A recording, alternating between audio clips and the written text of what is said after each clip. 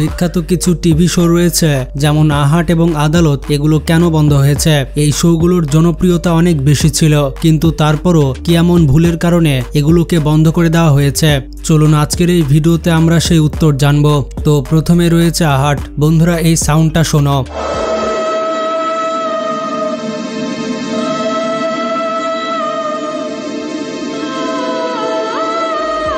এটা ভারতের সবথেকে জনপ্রিয় horror show the G horror show. সেই শো এর টাইটেল ট্র্যাক বা থিম সং। এই সাউন্ডটা শুনলে এখনো অনেকের গায়ে কাঁটা দিয়ে ওঠে। একসময় এটা ছিল বড় বড় অভিনেতা অভিনেত্রীদের প্রিয় শো। আপনারা এই সাক্ষাৎকারটি দেখুন। आपकी फेवरेट हॉरर फिल्म कौन सी है? मुझे एक्चुअली कभी डर नहीं लगता था। मुझे डराया अर्चना पूरन सिंह जी ने। जी हॉरर शो का मैंने वो देखा और मेरी जिंदगी में भूत आ गए। और ये जी हॉरर शो का म्यूजिक ही इतना डरावना था ना।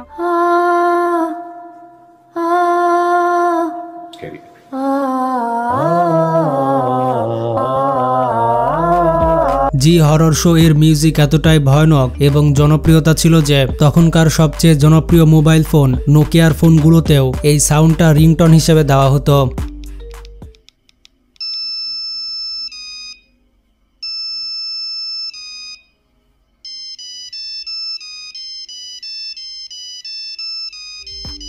এই জি হরর শো এর পর যদি কোনো শো সবথেকে বেশি জনপ্রিয় হয়েছিল সেটা ছিল আহাট, যা একসময় টিভি চ্যানেলের জন্য ভরে ভরে টিআরপি নিয়ে এসেছিল এবং আহাট ছিল সনি টিভির সবথেকে জনপ্রিয় হরর শো।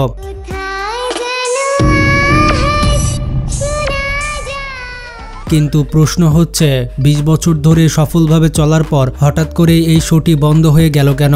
জানা গেছে শো বন্ধ হওয়ার পেছনে নাকি ছিল একটি সত্যিকারের ভুতুড়ে ঘটনা। মানে শুটিং এর সময় এমন এক অদ্ভুত ঘটনা ঘটে যে সবাই আতঙ্কিত হয়ে পড়েছিল। কি এমন ঘটেছিল যে 20 বছর ধরে চলা এই পপুলার শোটি হঠাৎ করে বন্ধ হয়ে গেল?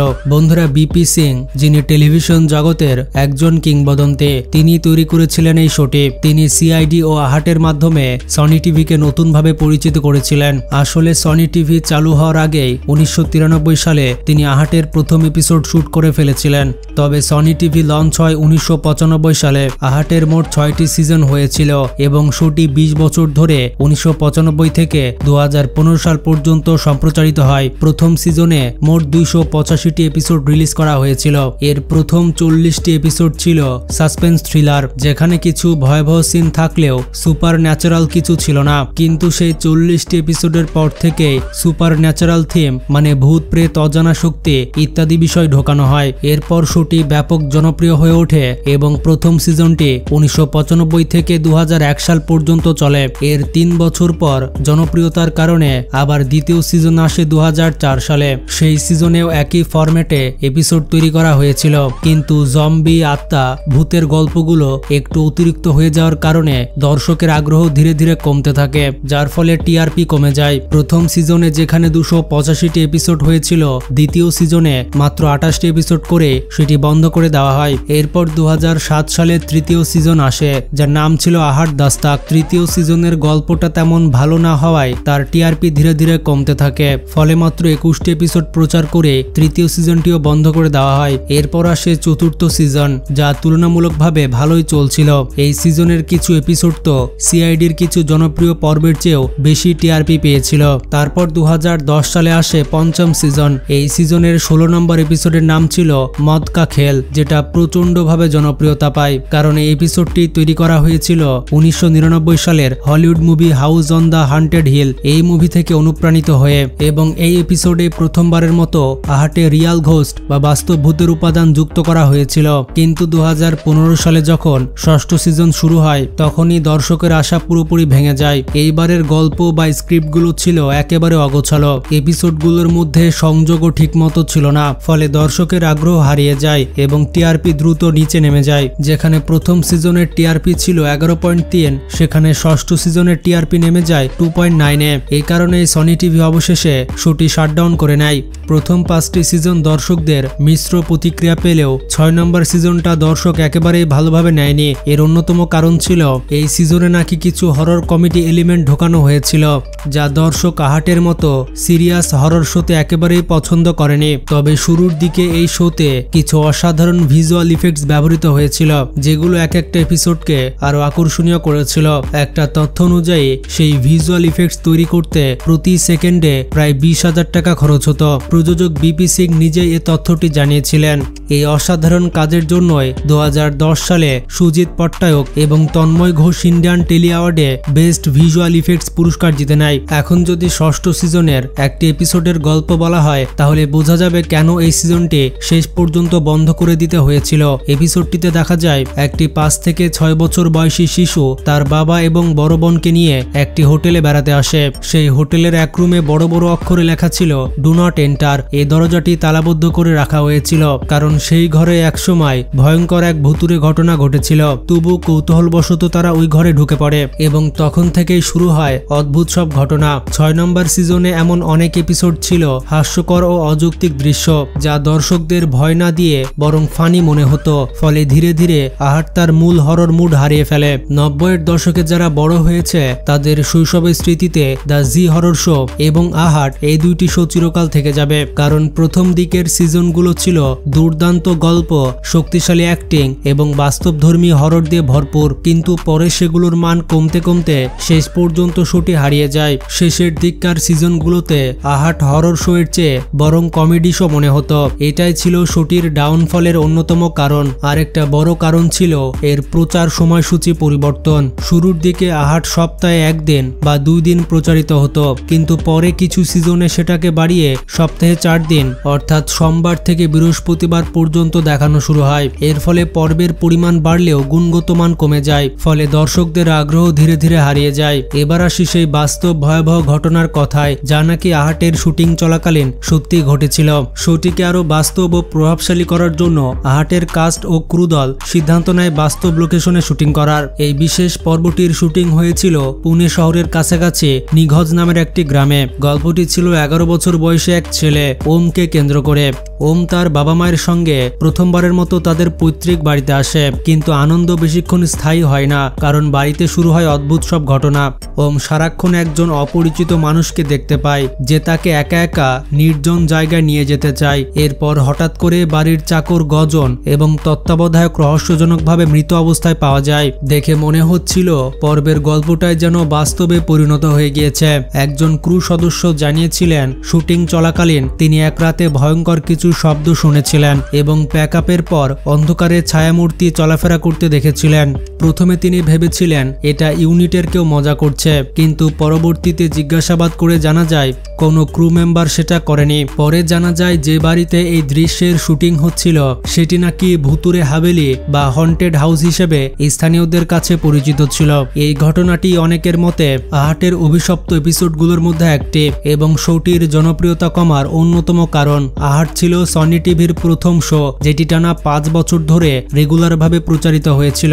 1990-এর দশকের মাঝামাঝি সময়ে এই শোটি ভারতের টেলিভিশন জগতে এক অলৌকিক রেকর্ড গড়ে। তখন এক এপিসোডের টিআরপি পৌঁছে গিয়েছিল 27 পয়েন্টে, যা সেই সময় স্যাটেলাইট টেলিভিশনের সব রেকর্ডকে ভেঙে দেয়। এপিসোডটির নাম ছিল খিলনা। এছাড়াও আহাটের আরেকটি জনপ্রিয় পর্ব ছিল জাদুঘর, যেটিও দর্শকদের মনে স্থায়ী ছাপ রেখে গেছে। তো এই ছিল আহাট বন্ধের পেছনে কারণ। এবার আমরা জানবো আদালত সম্পর্কে।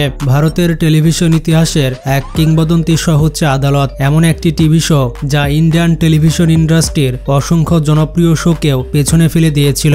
এই শো এর আইএমডিবি রেটিং হচ্ছে 8.1 আউট অফ 10, যা একটি টিভি সিরিজের জন্য সত্যি অবিশ্বাস্য। 2010 সালে শুরু হওয়া প্রথম সিজনে মোট 431টি এপিসোড প্রচারিত হয়, আর দ্বিতীয় সিজনে ছিল মাত্র 26টি এপিসোড। কিন্তু প্রশ্ন হচ্ছে এত জনপ্রিয় একটি শো কেন বন্ধ হয়ে গেল? আদালত ছিল ভারতের একটি কোর্টরুম ড্রামা অ্যান্থোলজি সিরিজ, যা ঘুরে বেড়াতো এক ব্যক্তি সম্পন্ন আইনজীবী কেডি পাঠকের চারপাশে। তিনি ছিলেন এমন এক আইনজীবী যিনি তার ক্লায়েন্টদের কঠিনতম পরিস্থিতি থেকেও ন্যায় বিচার এনে দিতে পারতেন। তার সাকসেস রেট ছিল 100%। তবে কেডি পাঠকের সবচেয়ে বড় বিশেষত্ব ছিল তিনি কখনোই ক্লায়েন্টের পক্ষে নয়, বরং ন্যায়ের পক্ষে দাঁড়াতেন।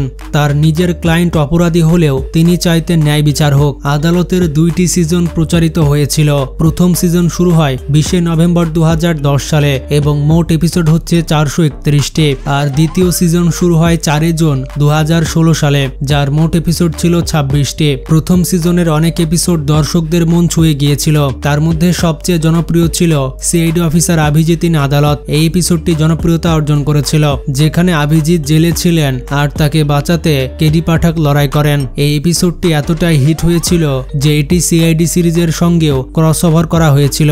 আদালতের জনপ্রিয়তা এতটাই বেড়ে গিয়েছিল যে তার অনেক এপিসোড সিআইডির টিআরপিকেও ছাড়িয়ে যায়। যেমন সিআইডি বিরোধ আদালত, কর্মযুদ্ধ ইত্যাদি এপিসোডগুলো ছিল ব্লকবাস্টার হিট। এমনকি শোটি এতটাই জনপ্রিয় ছিল যে একটি বলিউড মুভি প্রমোশনের জন্য বিশেষ এপিসোড বানানো হয়েছিল।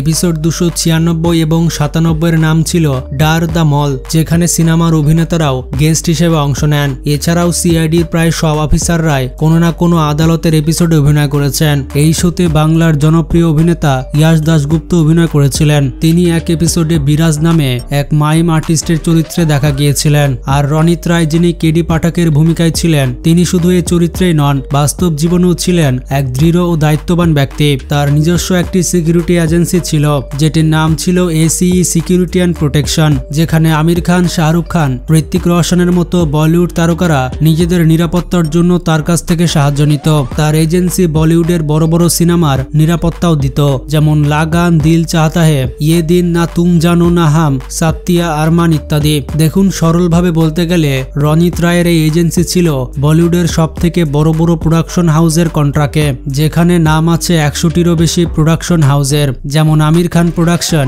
ইয়াশ রাজ ফিল্ম, রেড চিলিস এন্টারটেনমেন্ট ইত্যাদি। এইসব প্রোডাকশন হাউসের যে কোনো মুভির ইভেন্ট, প্রিমিয়ার শো কিংবা লাইভ প্রোগ্রাম সব জায়গাতে রনিতের এজেন্সির সিকিউরিটি টিম যেত। তার এই সিকিউরিটি টিমের সার্ভিস লিস্ট ছিল বেশ বড়, যেমন পার্সোনাল সিকিউরিটি, এক্সিকিউটিভ প্রোটেকশন, ফিল্মের রিস্ক অ্যাসেসমেন্ট ও ডিজাস্টার ম্যানেজমেন্ট, ইভেন্ট ও show security, VIP kid security, filming set ও প্রপার্টি গাইডিং সার্ভিস।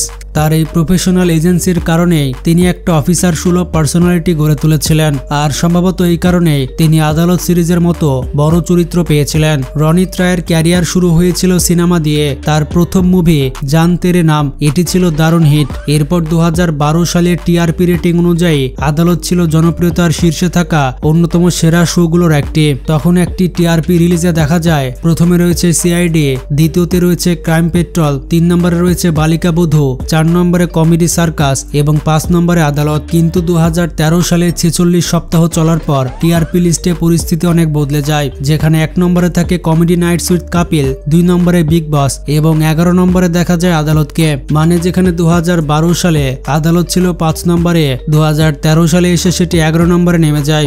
এর অন্যতম কারণ ছিল রনিত রায়ের জনপ্রিয়তা ও তার ব্যস্ত সময়সূচি। আদালতের কেডি পাঠক চরিত্রটি প্রচুর জনপ্রিয় হয়ে গিয়েছিল, আর সেই জনপ্রিয়তার জন্যই বড় বড় প্রোডাকশন হাউস তাকে সিনেমায় নিতে চেয়েছিল। কিন্তু যেহেতু আদালত ছিল একটি রেগুলার টেলিভিশন শো, তাই সিনেমার শিডিউল মেলাতে পারছিলেন না তিনি।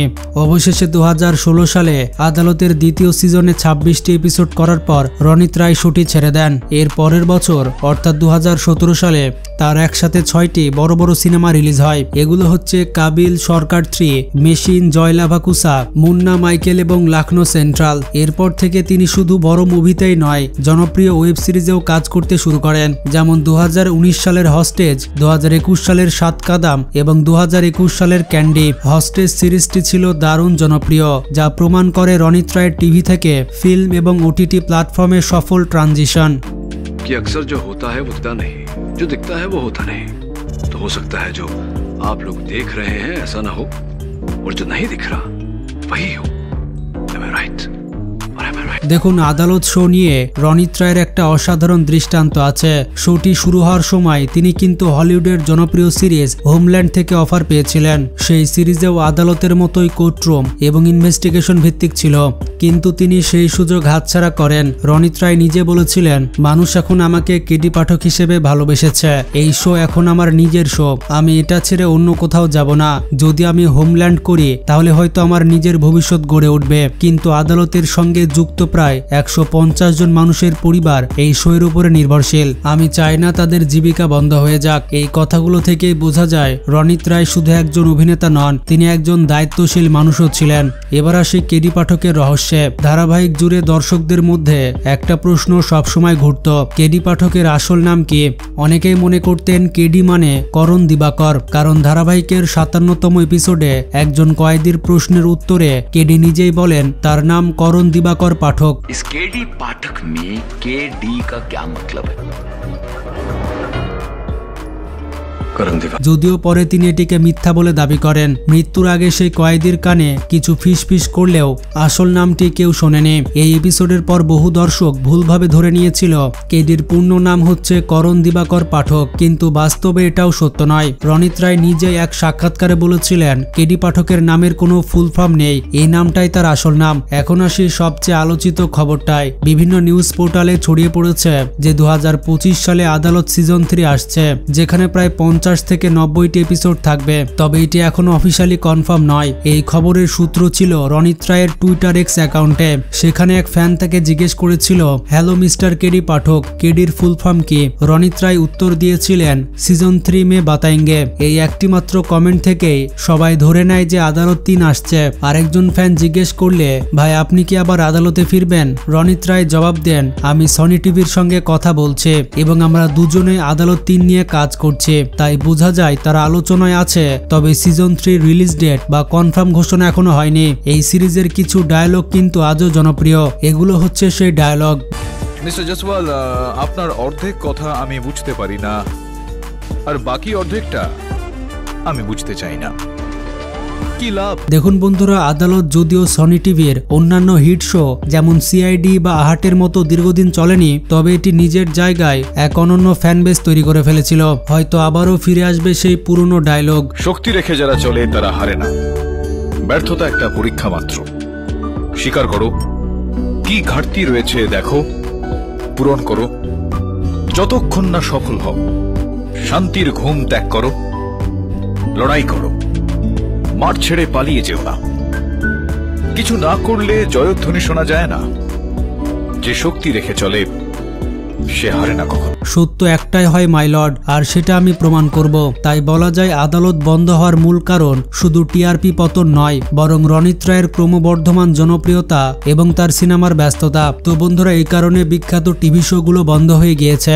আপনার পছন্দের টিভি শো কোনটি ছিল তার নাম কমেন্ট করে জানান। ভিডিওটি ভালো লাগলে বেশি বেশি শেয়ার করতে পারেন। ভালো থাকবেন, টেক কেয়ার।